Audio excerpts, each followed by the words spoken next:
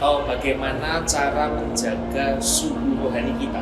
Rohnya Tuhan itu membuat terus menyala juga kan di dalam kehidupan kita, sehingga kita tetap suhu rohani kita itu terjaga gitu ya, tetap menyala-nyala gitu buat Tuhan. Karena ya banyak peristiwa yang kadang-kadang saya hadapi juga, itu kadang-kadang memang berusaha untuk menyedot kekuatan saya gitu. Karena tanpa kita sadar, sering kita berjalan geser prioritas itu. Sering kadang family utama, kadang pekerjaan utama. Tapi kalau kita mendisiplinkan sendiri, tiap hari belajar untuk terus kasih Tuhan sebagai prioritas, itu luar biasa. Ini tips saya sendiri loh ya. Dengan berkata-kata, kalau saya diam ngantuk, kalau saya dalam hati ngantuk, bosan. Tapi saya berkata-kata muncul semangatnya. Shalom, kita kembali lagi di acara Best Talk Gereja Best. Nah, hari ini spesial, kita kedatangan tamu yang luar biasa. Kita sambut Kak Sari Simorangkir. Ya. Halo semuanya. Ya, ini Kak Sari, kita mau bertanya-tanya. Kiat-kiat apa atau bagaimana cara menjaga suhu rohani kita di tengah-tengah kesibukan kita, di tengah-tengah Kak Sari yang begitu padat jadwalnya, itu gimana Kak untuk menjaga suhu rohani supaya tetap on fire? Gitu ya. Iya. Balik lagi sih sebenarnya bagaimana kita mau mengambil keputusan untuk mengasihi Tuhan.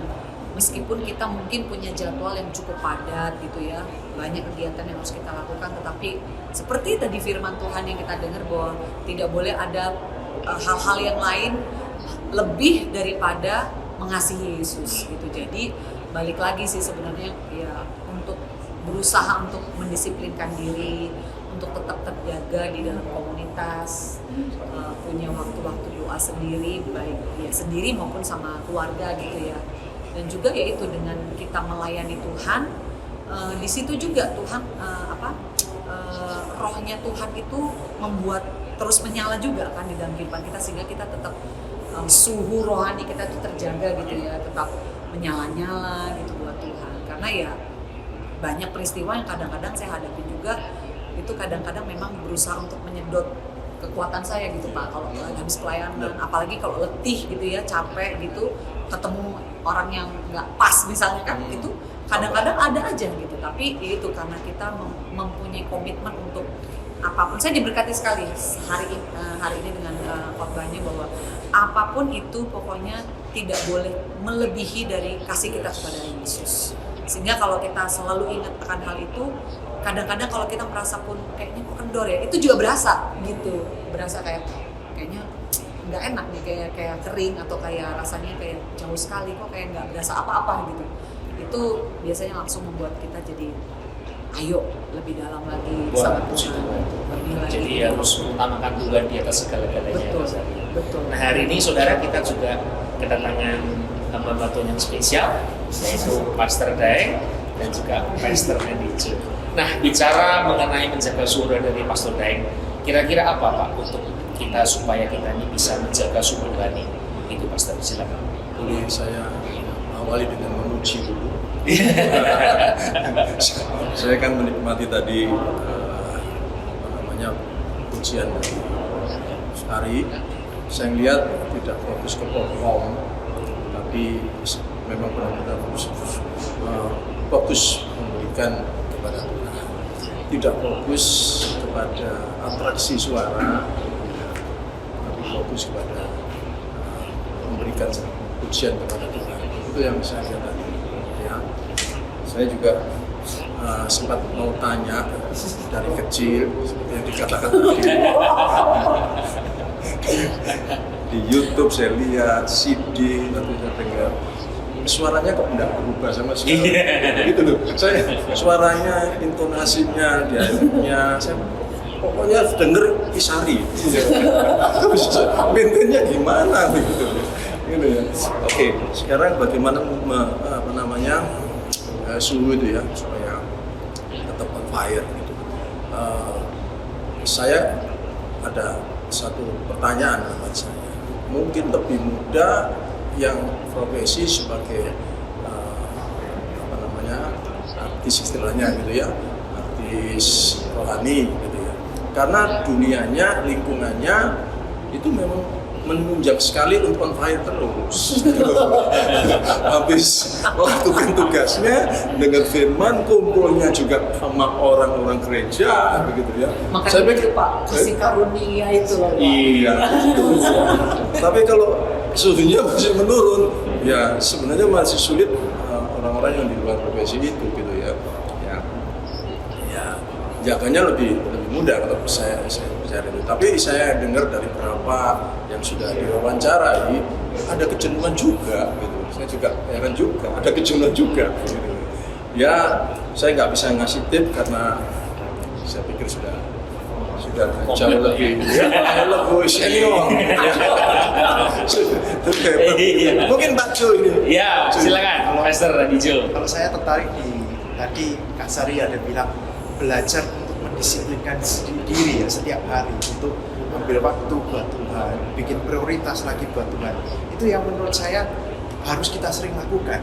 Karena tanpa kita sadar, sering kita berjalan geser prioritas itu. Sering kadang family utama, kadang pekerjaan utama. Tapi kalau kita mendisiplinkan sendiri tiap hari belajar untuk terus kasih Tuhan sebagai prioritas, itu luar biasa. Dan saya yakin kalau kita belajar terus semakin hari semakin mengasihi Tuhan. Wah, luar biasa. Apinya itu keren. Iya. Nah, saudara, siapa tidak tahu Sari Simorangkir, ya kan? Dari katanya tadi ada jemaah yang bilang, Kak Sari, saya dari kecil loh udah lihat kakak. Padahal masih muda, saudara percaya. Iya kan? Album rohaninya, single rohaninya sampai hari ini eksis Kak Sari. Luar biasa, mungkin sudah 20 tahun, 30 tahun Kak Sari? Iya, hampir 30 tahun, saudaraku. Luar biasa kan? Nah, Kak Sari tentunya tidak lepas dari godaan-godaan. Tadi kan Kak Sari bilang. Nah, godaan apa yang menurut Kak Sari itu paling yang bisa menjauhkan kita dari Tuhan? Apakah mungkin dari segi rohani? Atau mungkin dari segi duniawi membuat kita mungkin agak bisa sombong, kita nggak bisa kembali ingat Tuhan, bahkan bisa meninggalkan Tuhan. Nah, tentunya ada kiat-kiat nih Kak Sari. 30 tahun, bagaimana ini untuk kita bisa saksikan bersama? Betul. Ya itu yang memang nggak mudah dalam kehidupan kita melayani Tuhan gitu ya. Mungkin seperti tadi Pak Pit bilang di dalam dunia artis rohani gitu. Yeah. Kalau saya sih nggak pernah Pak menyebut diri saya artis gitu ya. Maksudnya saya memang mau hidup saya ketika Tuhan kasih talenta ini, saya menyadari itu dari mama saya. Mama saya orang pertama di rumah yang bertobat. Dan dia selalu istilahnya kalau orang Jawa bilang jorokin anak-anak itu untuk ayo bersaksi, kita nggak mau bersaksi pun disuruh bersaksi setiap kali. Tapi dari situ saya melihat bahwa memang akhirnya Tuhan kasih percayakan untuk bisa betul-betul bisa nyanyi memang, walaupun tadinya kita merasa nggak pede, merasa it's not me gitu, aku nggak penyanyi kok gitu. Tapi lambat laun memang terus menerus, jadi sehingga saya tahu calling saya gitu. Dan ketika Tuhan percayakan hal-hal lebih lagi, yang paling banyak buat saya harus berjaga-jaga dalam hidup saya adalah itu. Ketika saya merasa mampu, saya merasa bisa, saya merasa nggak butuh orang lain. Itu yang sering kadang-kadang merasa karena kita udah bisa ini bisa itu, ya udah nggak perlu orang lain, sendiri aja juga bisa. Nah itu yang membuat kita jadi akhirnya mau jalan sendiri, maunya sendiri. Tapi ya itu balik lagi karena ya kita berada di lingkungan yang tepat, punya komunitas yang cukup sehat, yang bisa ngeliatin kita ditegur, kita diarahkan, ya itu akhirnya kita balik lagi. Saya punya mama saya khususnya orang yang cukup strict gitu, kalau istilahnya kolot gitu kan istilahnya ya. Dia yang sering ngingetin saya, Mama, saya lihat kamu begini gitu. Dia sering mengingatkan saya, beliau mengingatkan saya, sehingga ya itu yang membuat saya jadi ingat lagi, sadar lagi, dan ya kiat-kiatnya adalah kita harus punya hati yang terbuka, mau ditegur, mau dengar saran, mau dengar masukan, mau dengar kritikan juga.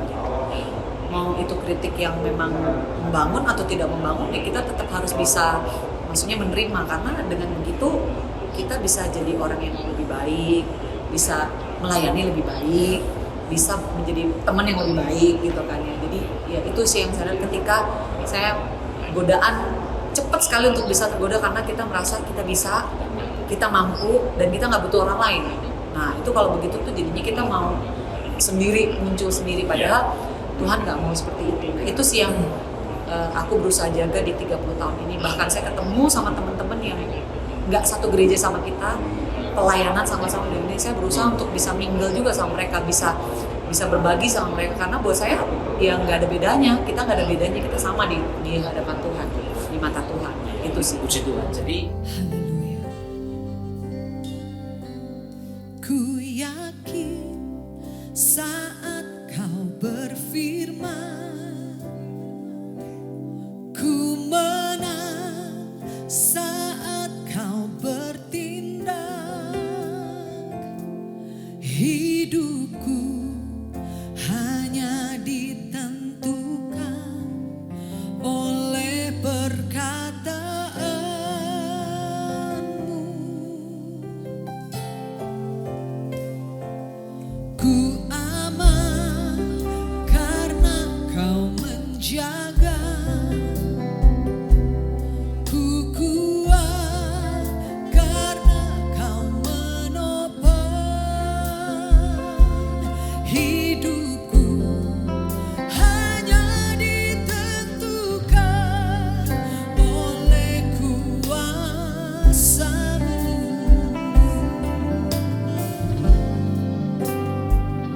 Bagi Tuhan tak ada yang mustahil. Bagi Tuhan tak ada yang tak mungkin. Mujizatnya disediakan bagiku. Ku diangkat dan dipulihkannya. Kami yakin Tuhan, Engkau berfirman untuk kami siang hari ini Bapa. Kami mau melihat Engkau bertindak atas hidup kami Tuhan. Hidupku hanya ditentukan oleh perkataanmu. Ku aman karena kau menjaga. Ku kuat karena kau menopang. Hidupku, katakan ini, hanya ditentukan oleh kuasa-Mu. Kami percaya bagi Tuhan tak ada yang mustahil. Bagi Tuhan tak ada yang tak mungkin. Mujizatnya disediakan bagiku. Ku diangkat dan dipulihkannya.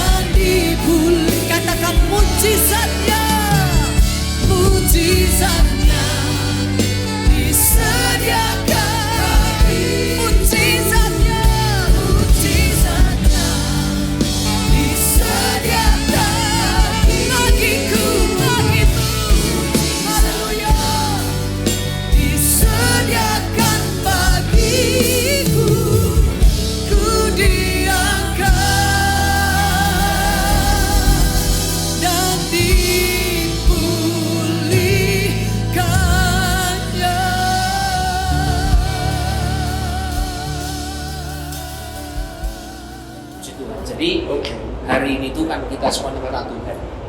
Jadi selama 30 tahun kita hidup di rumah Tuhan. Baik itu kita di atas atau kita di bawah atau setengah atas setengah bawah. Lagi tengah-tengah gitu ya. Tetap ingat Tuhan kan begitu. Setinggi-tingginya apapun karir kita, tetap kita harus ingat Tuhan. Kira-kira begitu. Gimana menurut Pastor? Atau pada ini dulu? Saya dulu ya. Dari pertanyaan awal menjaga suhu rohani sama jangan sampai jatuh itu nggak ada di firman Tuhan, dikembalikan kepada setiap kita. Makanya ada firman Tuhan, jangan padamkan roh. Kenapa? Ya dikembalikan ke kita. Terus jangan sampai jatuh. Itu dikatakan di dalam Yakobus juga, ya, bahwa Allah tidak mencobai siapapun juga. Artinya apa? Pencobaan itu kesusahan, kesulitan memang ada. Tapi Allah tidak mencobai. Artinya apa? Artinya merasa dicobai ini bukan dari Allah. Karena Allah tidak sama sekali tidak mengingini hal yang jahat. Itu ya, ayat 9-10 kalau nggak salah. Ayat 1-9-10. Allah tidak mengingini hal yang jahat. Kalau kamu merasa dicobai, itu bukan kehendak Allah, tetapi kamu yang merasa dicobai. Cobaan itu daripada kita sendiri. Ya, karena otomatis saya tidak bisa menjawab secara secara firman, tapi ya pengalaman saya. Termasuk kejenuhan tadi, saya yang terutama, tapi tidak seterusnya ya. Artinya banyak hal, tetapi salah satu yaitu masuk kamar dan berdoa. Tetapi bukan hanya berdoa biasa, karena pasti membosankan. Ya. Kalau kita mau menjaga suhu rohani, saya biasanya, ini pengalaman saya, bukan masalah di firman ini, saya membaca firman dengan berkata-kata, gitu ya. Saya berdoa dengan berkata-kata, gitu ya. Jadi tips saya sendiri loh ya, dengan berkata-kata. Kalau saya diam ngantuk, kalau saya dalam hati ngantuk, gitu. Bosan. Tapi saya berkata-kata muncul semangatnya, itu. Ya, salah satu maksud saya seperti itu. Ayo Pak Ju, silakan. Ya, Pastor Anijil. dari saya sih yang menarik satu hal gini, kalau orang mau jatuh, walaupun pelayan Tuhan sekalipun, walaupun seorang pendeta sekalipun, pastilah ada waktunya pasti untuk jatuh. Tetapi gimana cara supaya kita cepat bisa recover? Yaitu ada sebuah komunitas yang baik. Penting sekali di dalam sebuah gereja kita memiliki komunitas yang baik. Apakah itu di komunitas sel atau komunitas pelayanan ataupun di rumah sekalipun, kita bikin sebuah komunitas yang baik. Bukan cuma buat kita sendiri, tetapi mungkin juga buat anak-anak kita, buat saudara-saudara kita, buat orang tua kita, buat yang lain. Kenapa? Karena kita nggak tahu kapan mereka jatuh juga. Dan pada waktu mereka jatuh, kita juga bisa bantu, ngomong sama mereka, kita bisa angkat mereka. Itulah kekristenan itu. Lengkap sekali saudara. Jadi komunitas, ketika kita mungkin lagi down, ketika kita butuh pertolongan orang, itu ada yang mengingatkan. Jadi harus terbuka hatinya, seperti Kak Sari bilang, tidak istilahnya itu imun kritik, imun masukan, imun sesuatu lah. Itu kan semua demi kebaikan kita juga. Nah tadi Kak Sari sempat bersaksi nih, waktu melayani di gereja di CW Surabaya, saudara, bahwa ada cerita ya di balik lagu Sukacita Surga. Wah, itu menarik sekali saudaraku. Nah, apakah ceritanya itu Kak Sari? Silakan Kak Sari. Jadi pas lagi saya diundang ke Taiwan untuk pelayanan Taiwan dan Hong Kong bersama suami saya, kita berangkat dari Jakarta itu jam 2 siang seingat saya, lalu dijadwalkan tiba di Hong Kong itu kurang lebih jam 6:30 jam 7. Tetapi kita tuh nggak mendarat karena ternyata pesawat kita itu ada di ekornya typhoon. Jadi kita itu, jadi pesawat itu nggak bisa turun karena masih typhoon terus gitu. Itu udah ekornya loh padahal katanya gitu. Makanya sebenarnya kalau mau dilihat hari itu tuh 100 lebih penerbangan tuh di cancel. Hanya ini nih satu pesawat China Airlines ini dari Indonesia tetap masuk ke China, ke Taiwan.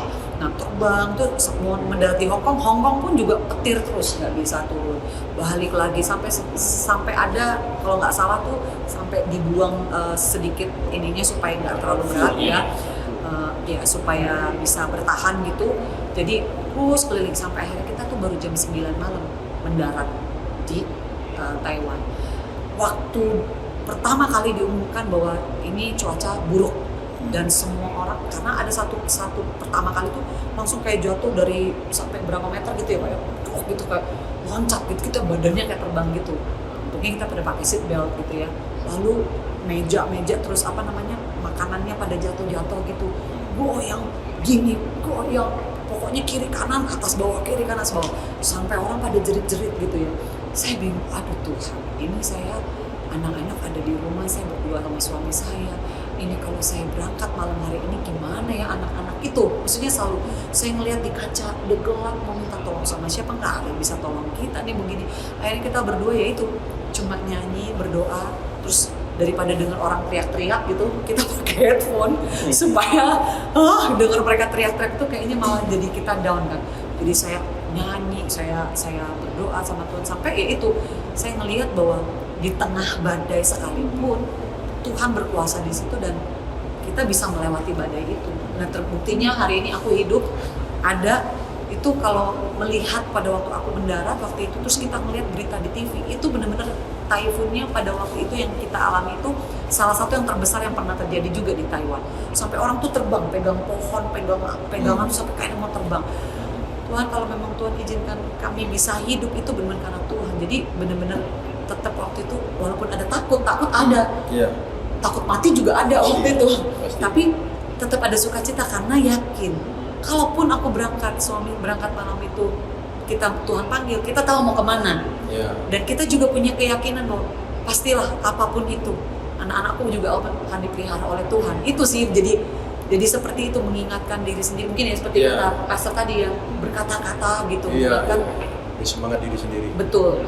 Akhirnya begitu mendarat, itu udah nyanyi-nyanyi bersenandung. Begitu mendarat di hotel, saya tulislah lirik itu. Sukacita surga itu, ya udah sampai akhirnya melayani bisa selesai. Dan memang di sana orangnya orang-orang Indonesia ya, khususnya TKI kan, mereka pada haus, banyak yang dijamah Tuhan juga. Jadi ya percayalah itu memang Tuhan izinkan terjadi untuk saya dan suami belajar lagi, lebih lagi mengandalkan Tuhan. Percaya aja deh, di tengah badai apapun ya Tuhan ada di situ. Amin. Perkataan positif tadi, orang nganggap itu sugesti, nganggap itu jimat, itu yang salah.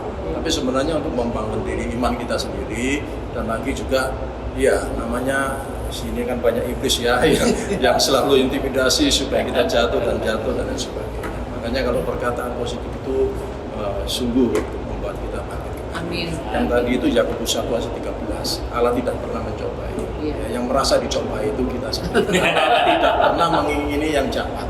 Itu ya. Ini lagi. Ya kalau dari saya sih, badai itu banyak macamnya. Ya. Kita kalau menganggap badai, ada badai sungguhan, ada badai kehidupan, itu masalah, dan semuanya punya satu tujuan, membuat kita khawatir, ya kan? Kalau kita di tengah pesawat, tengah badai, yang kita pikirkan apa? Khawatir anak, khawatir ini, khawatir sama. Saya juga pernah ngalami badai, khawatir gitu kan. Aduh, belum sempet ini gitu. Khawatir sama. Di tengah-tengah masalah pun kita juga dihimpit oleh kekhawatiran. Dan pada waktu kita boleh mengesampingkan kekhawatiran kita kembali kepada Tuhan, mengandalkan Tuhan. Nah, Tuhan yang urus kita punya masalah. Melalui ya ini perjalanan itu kita akan mengenal. Sekali kita melewati badai, ada badai berikutnya kita akan kenal. Oh, Tuhanku pasti bisa menyelamatkan saya. Haleluya. Saya teringat satu ayat, yaitu di Mazmur 37 ayat yang kelima.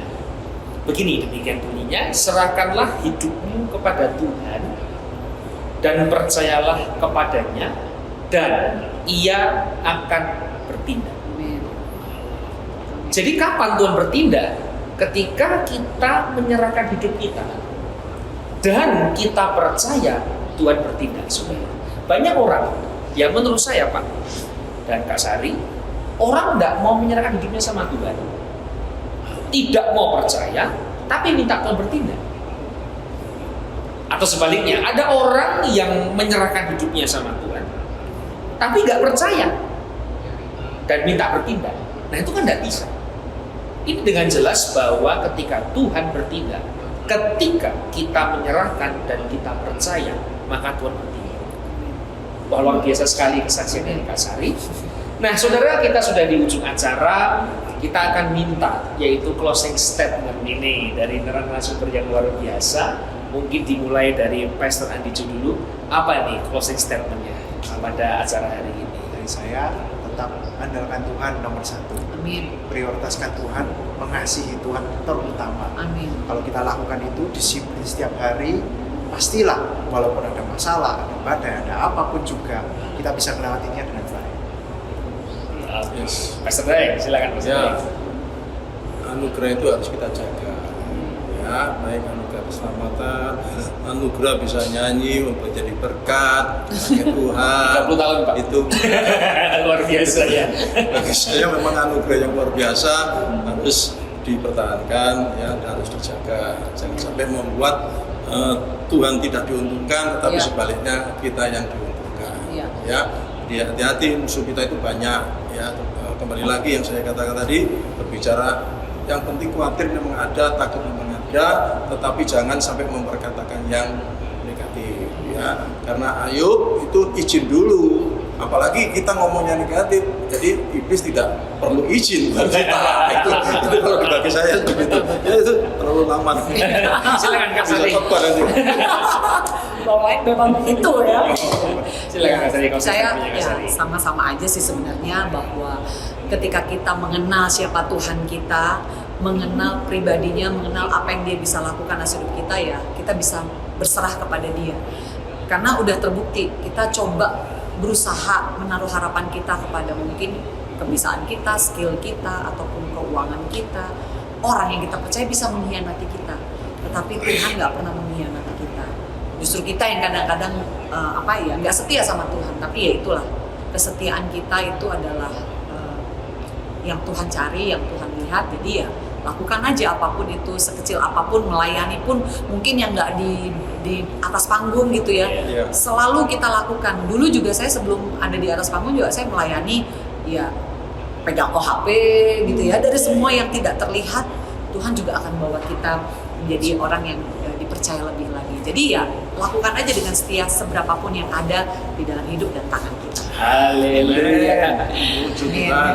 Kak Sari, sekali lagi saya ucapkan terima kasih. Terima kasih. Pastor Daeng, Pastor Andijo. Ya, demikian saudara acara Best Talk kita pada hari ini. Kita ketemu lagi di acara-acara berikutnya. Tuhan Yesus memberkati.